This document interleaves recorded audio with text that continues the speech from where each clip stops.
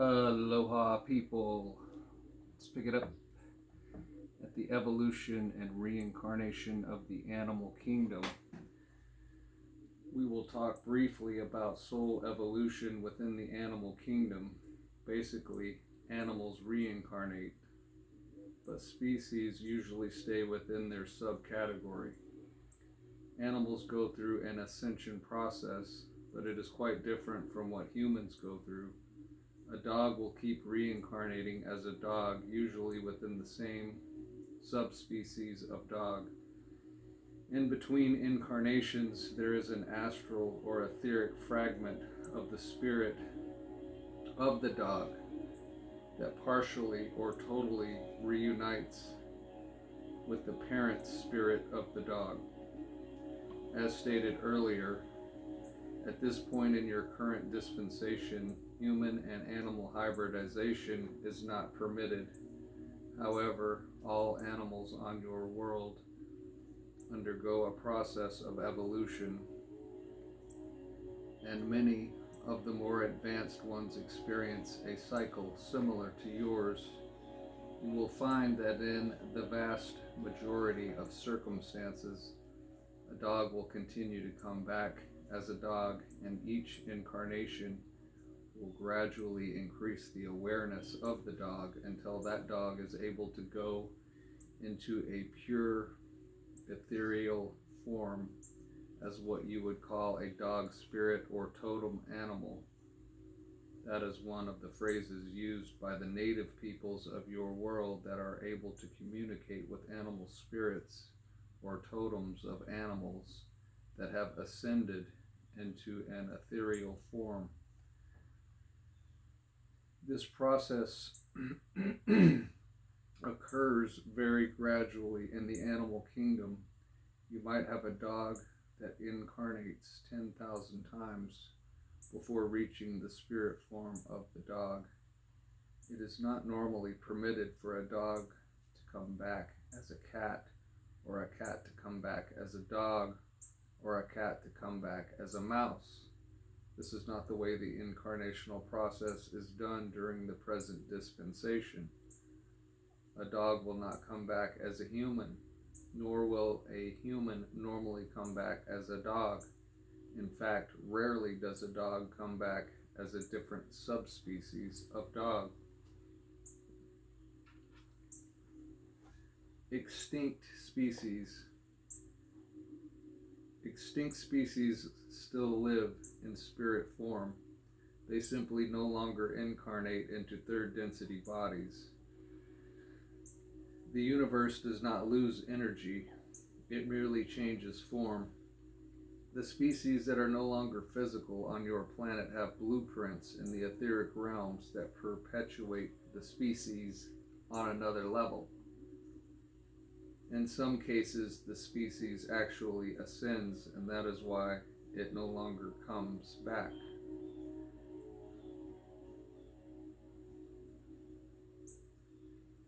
In other cases, it is a destructive form of extinction brought on by the insensitivities of humans or by natural disaster, in which case the blueprint is kept intact, but the earth is no longer a viable place for such species to incarnate. And so, therefore, they lose their physical form and may incarnate on another planet that is able to accommodate their bodies. Humans incarnating into genetic lineages. In human incarnation, souls often come back into the same genetic families and ethnic groups over and over until the lessons between those souls are completed. Many of them develop a system of comfort and safety within their cultural heritages, and so they will choose to incarnate over and over again into the same family and cultural system. An Aboriginal soul will be born, live and die, go into the spirit realms, evaluate that lifetime, and decide that there is a necessity to continue incarnating as an aboriginal until the aboriginal experience is complete within that soul, at which time that soul may then incarnate into a different group. Many humans will find themselves drawn into soul groups or larger extended soul groups while on Earth. It is only when souls have evolved to a certain point, when they desire to experience a different soul group energy, that they choose to move out of their particular lineage and into another system of lineages. Animals have a similar arrangement, but it is not as elaborate. What is it that draws souls to come together through many lifetimes? Why do tribes stay together? The DNA is not only a memory of the soul's incarnations, it is also, as your scientists know, a memory of your ancestral lineages. Most DNA groups, because like attracts like, the law of attraction, will tend to cluster together unless they are externally mutated, meaning an energy comes in from outside the system to cause it to mutate and move in a different direction. Soul fragmentation and integration. We are going to talk now about soul fragmentation and integration. Once again, we remind you that your language is quite limited in its ability to convey these concepts. Our definitions are thus: a soul division is a sovereign entity born out of a parent soul. A soul fragment is a piece of a soul that is not in itself a sovereign being, but instead belongs to the soul from which it fragmented. Let us attempt to paint a picture for you. This picture includes the idea that a soul is one united aspect of God that can assume many shapes, flavors, colors, and textures. As the soul desires to experience as much of life as possible, it may choose to fragment parts of itself out from the central self in order to experience the lower worlds. This fragmentation can be voluntary or involuntary, depending on the soul's level of consciousness. Some aspects, fragments, and pieces of the soul can be very large, what we would call parent fragments, while other pieces or aspects can be very tiny, including what we would call discarnate entity fragments. However, despite the ability of the soul to divide and fragment, it is still a united part of God. We realize this is a paradox, but in your world there are a lot of paradoxes due to your limited perception of reality. Your soul is like a jellyfish with tentacles, and each of those tentacles is capable of witnessing, observing, and experiencing different aspects of creation. Sometimes those tentacles will separate and divide from the body of the organism in order to explore the outer creation. Later, they will reconnect and recombine in varying configurations before they once again separate out and go into the far reaches of creation. The nature of soul division and fragmentation.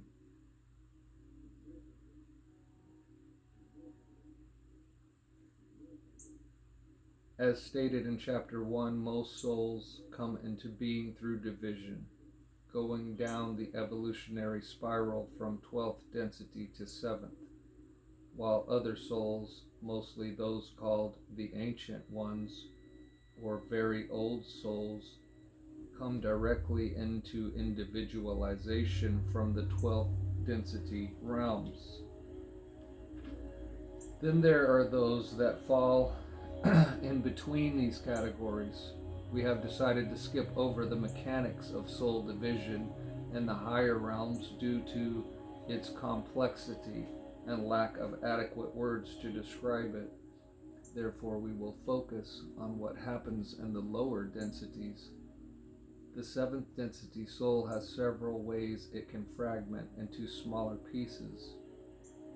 When it divides according to a process similar to normal cellular division, you can liken this to cells in the biological organism that divide. You have what are called parent soul fragments. There are also secondary fragments or pieces that break off from the parent fragments. When a soul incarnates into a particular realm, that soul takes a small fraction of itself and projects that fraction into the particular perceptive mechanism or body that is appropriate for that level or dimension. You must understand, beloved creators, that a soul does not take its entire being with it down into the outer realms of creation. It takes a small fraction of itself into those realms, while the parent part of the soul remains in seventh density. This is relatively straightforward if the soul only goes into level 6. A seventh density soul in level 6 simply fragments a piece of itself into level 6, densifies slightly, enters a 6th density light body, or to be more accurate,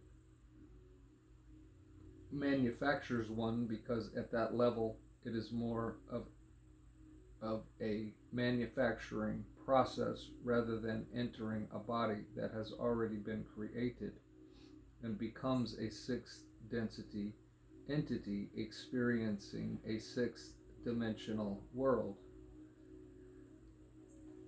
A 6th density entity has as its parent soul the 7th density aspect of itself, and it can often relate directly to its parent piece in much the same way a small scout ship will leave the mother craft and then go and report back to it after scanning a planet.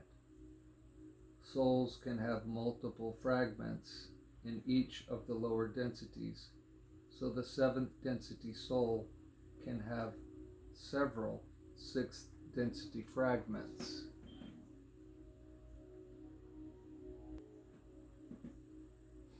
When the 7th density soul decides to come into 5th density, further fragmentation may be necessary.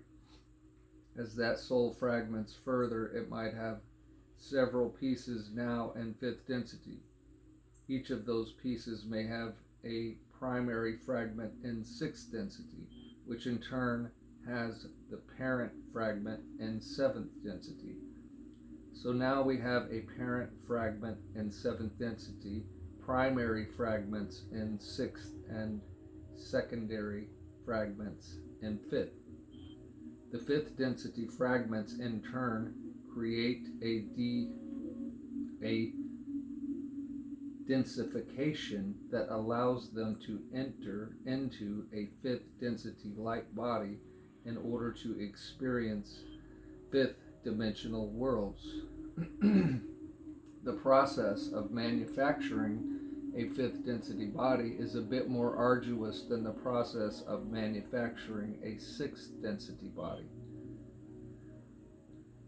When the soul desires to step itself down further into 4th density, a much different process ensues, what you call incarnation, and in this case, a body is created from a genetic imprint which becomes an embryo and fetus capable of housing a fragment of the existing 5th density soul. The soul fragments and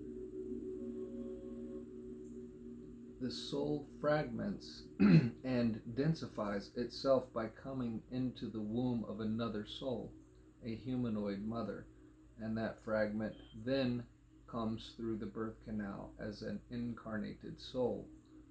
That soul has as its soul family members, if you want to call them that, fifth density aspects of itself, which in turn have primary soul fragments in the sixth and a parent soul in the seventh density.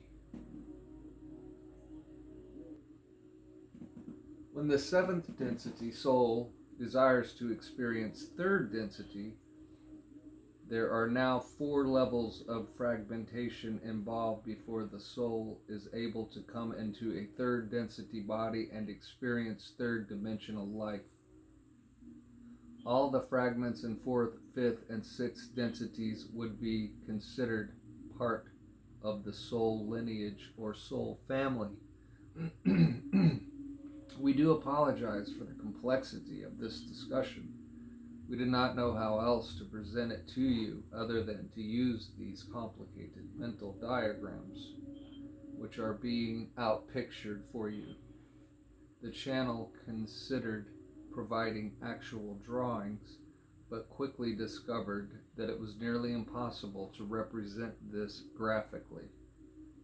As stated in Chapter 1, a process occurs in the higher dimensions that is similar to the way cells divide in biological organisms, but it is not quite the same. Physical cells divide into 2s usually, whereas souls normally divide into 12s.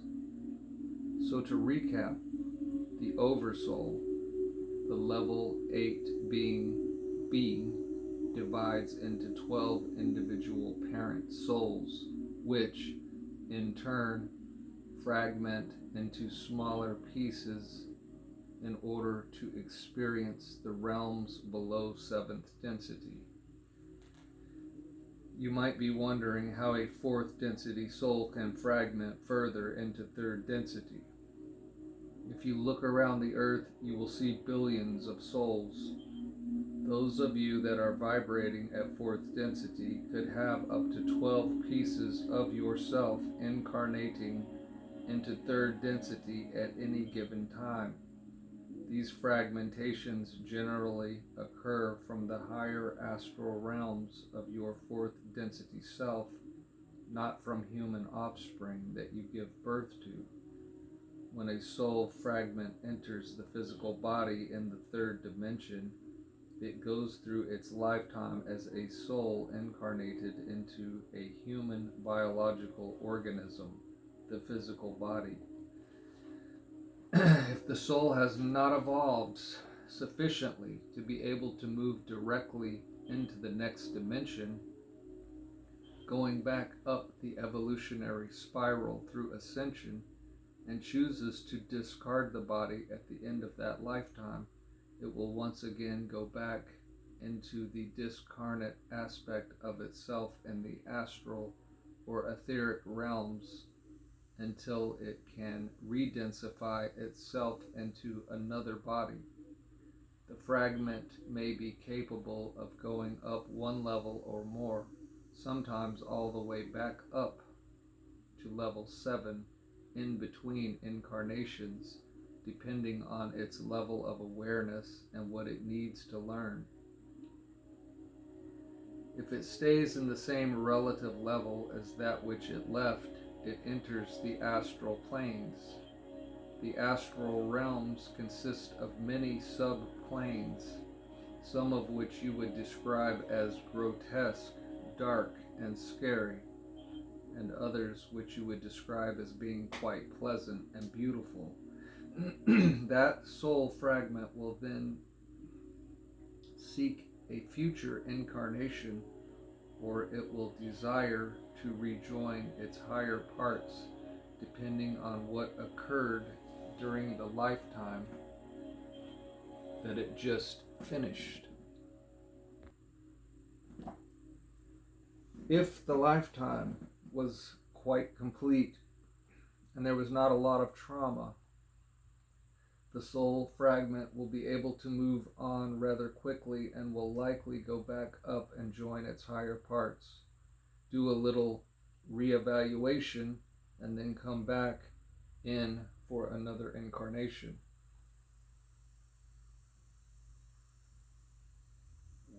If the lifetime was quite traumatic, the soul fragment may wander in the astral and seek to attach itself to various other souls that are in embodiment.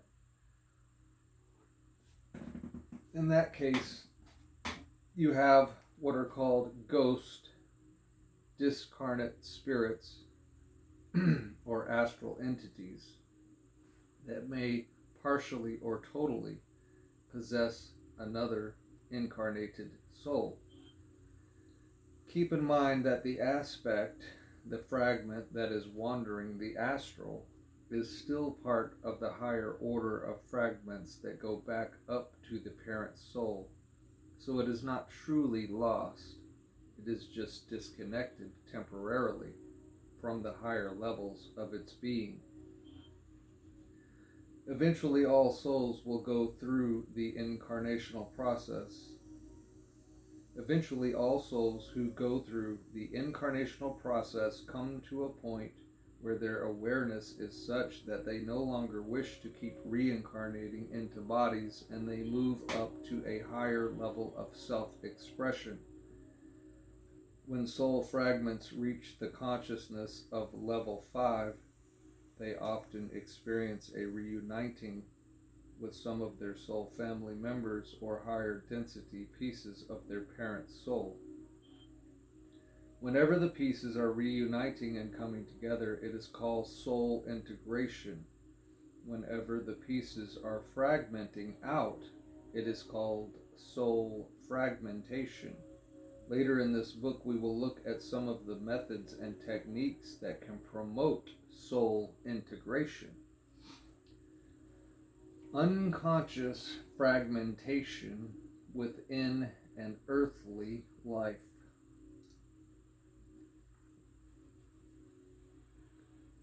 Within a third density life, we will use third density as our example, but this is equally true of fourth density. Souls can fragment even further. This is a different kind of fragmentation that does not produce sovereign beings. You have heard the expression, you left a piece of yourself with someone you loved, and this becomes literally true. You humans have a song called, I Left My Heart in San Francisco. We think the author of this song does not realize how true that can be. When you visit a beautiful place and become attached to it, you leave a part of yourself there energetically. If your Curlian photographers were to photograph the aura of this entity we are speaking through when he gets up from his chair, you would see that a part of his energy is still in the chair. After a while, the energy dissipates and returns to the soul, but in certain cases, particularly where emotional attachment is present, this is not always the case. If you as a human being become emotionally attached to another human being, you may embed a part of yourself in that human being's aura and could in fact end up fragmenting a piece of yourself out from your original third density self. It is possible that after you live a particularly full and traumatic earth life, at the conclusion of that earth life, you will have several fragments of yourself attached to other people's bodies or in places you visited during that lifetime. Each fragment will often be quite lost as to what to do and quite confused as it vainly seeks other pieces or a parent piece of itself. When another soul is very possessive and dominating, that soul can end up taking pieces of your soul with it and not giving them back voluntarily. You have what are called energy snatchers or energy vampires, which are souls that take the energy of other souls and hide it within themselves in the hope that it will somehow give them more energy and power, when in reality they are retrieving other souls, fragments, and putting them into the aura of their own body. Such souls actually steal portions of another's energy and hold it apart from them.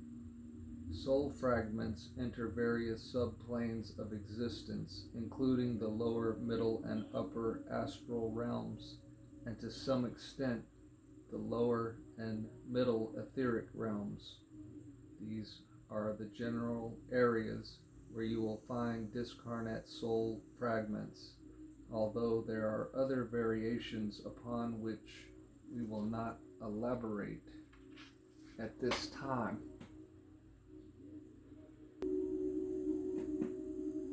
Why do souls fragment into non-sovereign pieces involuntarily? A soul is an energy unit and contains filaments, fibers, tentacles, strands, cords, or whatever you would like to call them. These filaments extend out from the center of the soul's essence, the part that is connected directly to God, what I call the silver cord. God's energy, spirit, is distributed throughout the filaments, much like the life force of a tree can be traced up through the branches of the tree and out into its leaves as an integral part of the organism. Just as the smaller branches and leaves of a tree can break off in a windstorm, these outer filaments of the soul can become very fragile and weak compared to the inner pieces. And when souls go out and explore the outer regions of the universe, pieces can break off and become trapped in the aura, energy field, of other souls. Now these pieces no longer have a direct link back to the parent soul other than through an energy affinity, so it often becomes difficult for these pieces to rejoin the parent soul. They may wander in the etheric or astral realms until they find another soul in which to become attached. If the soul to which the fragment is attached is not the rightful owner of the piece, it will manifest as what you call an entity attachment or possession. If the connection is tenuous and unstable, it is a partial possession. If it is a very small fragment, it will only show up as a little blip in the aura of the surrogate parent soul. In other words, this little fragment has part of its consciousness of the original soul that it fragmented from or broke off from, and a part of this consciousness will remain embedded in the consciousness of the surrogate parent soul it has taken it in. The new parent soul may act like a sponge or magnet for fragments from other souls, depending on the psychology and general state of consciousness of the new parent. To put this in second person vernacular, as a sovereign soul, you are now acting as a surrogate parent for a piece of another soul. The energy of that other soul will be embedded in your auric field, and the consciousness of that other soul will be partially blended with the consciousness of your own soul to some degree. When a large number of soul fragments collect in the aura of a surrogate parent soul, a lot of difficulties can occur. This channel and many others that do healing work often see the energies of many different souls in a particular human being that has come for healing. This makes it very difficult for that human soul to understand and become aware of his or her own true essence. The outer layers of that soul's aura can contain many fragments of other souls. If a surrogate parent soul with pieces of other souls become too overwhelmed, this can result in severe mental problems for the surrogate parent soul. Most of you have known at least one human being who has appeared to be carrying the energies of a lot of other souls to the extent of hardly knowing himself or herself. Fragments attach for the purpose of attempting to unite with their primary or parent parts. But because they are only fragments, they do not have a level of intelligence sufficient to always be able to recognize when they have reunited with their true self. So they will attempt to reunite with whomever they can find within the realm or area in which they are wandering. Generally, they will go where there is some sort of affinity. The affinity might involve similar emotional issues to that of the original parent soul. In some cases, it is similar to a parasite and host relationship. If the original parent soul is quite dark and the resulting pieces are quite dark, they can drain the life force energy out of the surrogate parent soul. Such is the case with many souls who come to healers with complaints of severe fatigue and being constantly tired, yet medical doctors can find nothing wrong with them. There are simple techniques that healers can use to remove pieces of other souls from a surrogate parent soul. In some cases, healers can also send the pieces into the light, and once in the light, they are steered toward their true parent soul by benevolent guides and soul family members. This book is concerned primarily with earth changes and the shifts occurring on earth, so we will not be going into a great deal of depth on the various manifestations of soul fragments, but we will mention that ghost, poltergeist, apparitions, orbs, and a few other manifestations are the most common ways that soul fragments are perceived by clairvoyants. Please understand that not all images, apparitions, and orbs are actual soul fragments. Some are thought forms, which are packets of energy that souls emanate. When thought is projected with a great deal of intensity, it radiates out in the form of geometric pattern, a thought pattern. These thought patterns can resemble and be mistaken for soul pieces.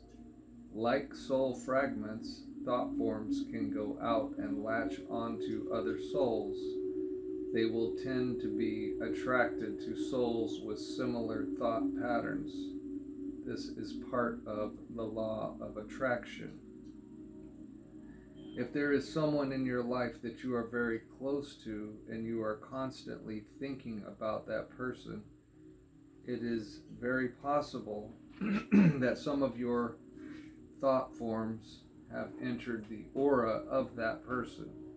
It usually requires more than simply thinking about someone in order for an actual piece of your soul to lodge in that other soul. The most common way that pieces of your soul might lodge into another soul is through sexual intercourse, the birth process, or incarnation in very, very close family relationships. We are covering a topic that is very complicated and difficult for the average human to comprehend. However, we feel it is important to lay some groundwork for the material on ascension and earth changes. You will see, dear creators, that the study of soul fragmentation leads to an understanding of how to integrate the soul. Soul integration is crucial if you are planning to move into ascension. Soul integration.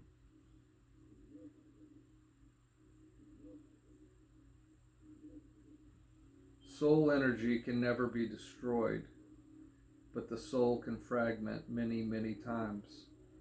It can turn into millions of pieces like shattered glass, and sometimes it is very difficult for souls to gather all of their pieces together into a cohesive whole.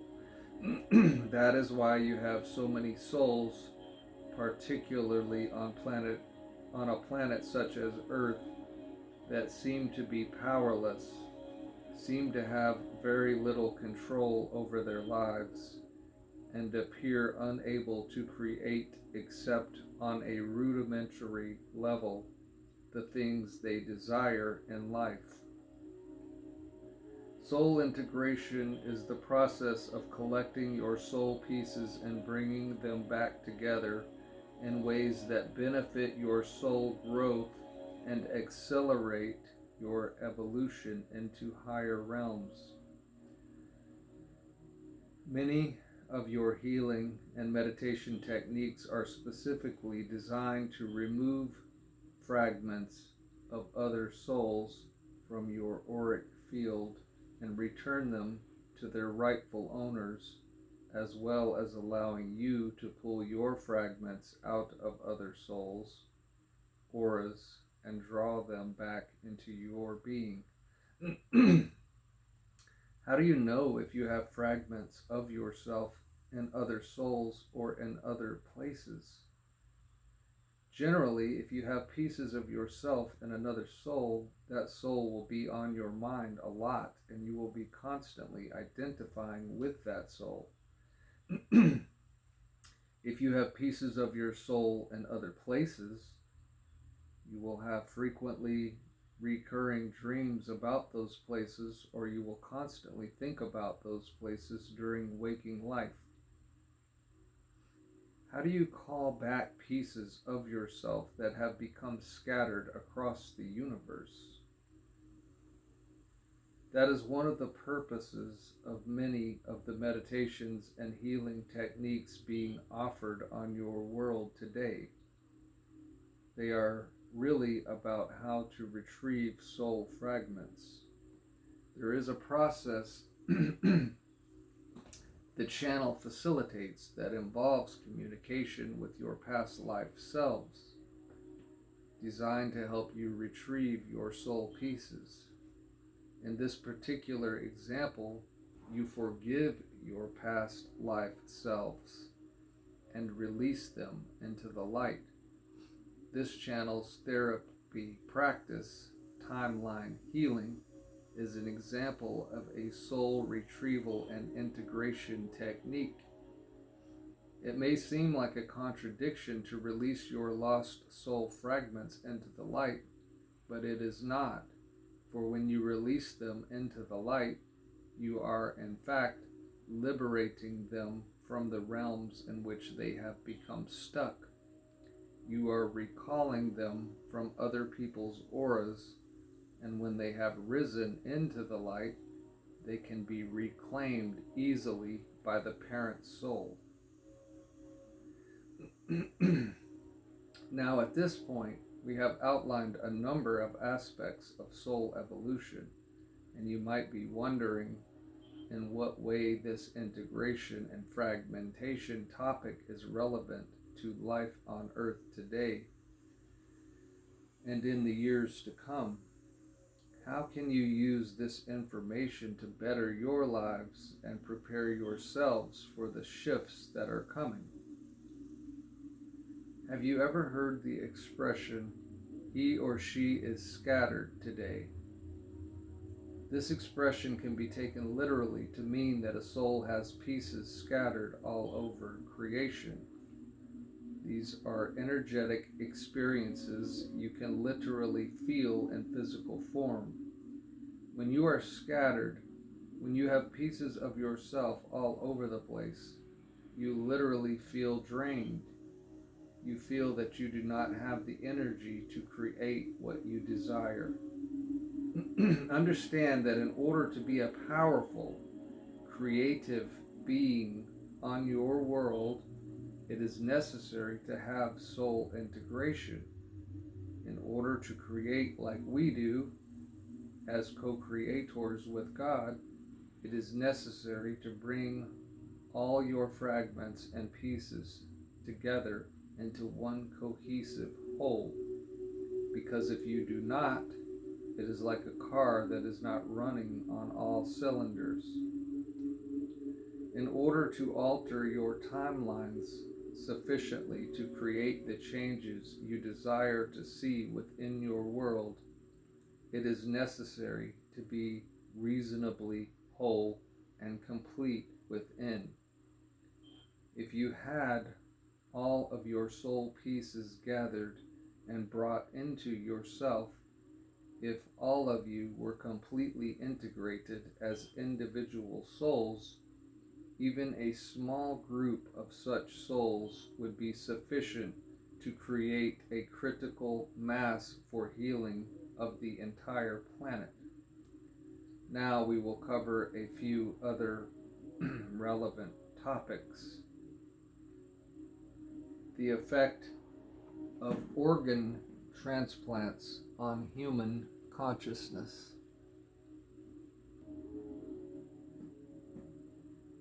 The question has arisen when humans are involved in organ transplants, does it interfere with soul integrity? We would say that it often compromises your integrity when you have organ transplants. In most cases, the compromise can be overcome through various remedial measures